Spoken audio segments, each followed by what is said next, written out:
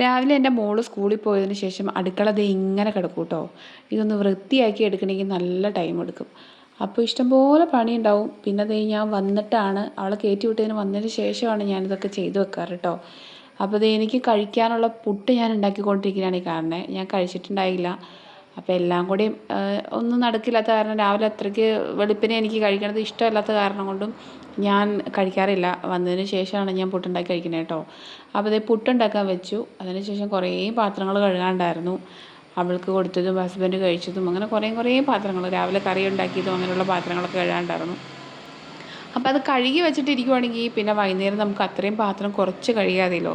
പിന്നെ അതുമല്ല, അടുക്കള ഇങ്ങനെ വൃത്തിയായിട്ട് കിടക്കുമ്പോൾ നമുക്കൊരു സന്തോഷം തോന്നും. അപ്പോൾ ഞാൻ അതിന് വേണ്ടി എപ്പോഴും അടുക്കള മാക്സിമം ഞാനിങ്ങനെ തൂത്ത് തുടച്ച് വൃത്തിയാക്കി ഇടാറുണ്ട്. അപ്പോൾ ദേ ഇതൊക്കെ ചെയ്തു വെച്ചു. അതിന് ശേഷം വേണം ചായ കുടിക്കണമെങ്കിൽ കേട്ടോ. എല്ലാ ദിവസവും ചിന്തിക്കാറുണ്ട് ഇതൊക്കെ ഒന്ന് നേരത്തെ ചെയ്ത് വെച്ചായിരുന്നെങ്കിൽ അത്രയും കൂടെ നേരത്തെ വെറുതെ ഇരിക്കുമായിരുന്നല്ലോ എന്ന്. പക്ഷെ നടക്കാറില്ല. പിന്നെ നമുക്ക് പ്രത്യേകിച്ച് പണിയൊന്നും ഇല്ലാത്ത കാരണം പയ്യെ ചെയ്തായില്ലോ. ദേ ഇപ്പം അടുക്കള നീറ്റാക്കിയിട്ടുണ്ട് കേട്ടോ.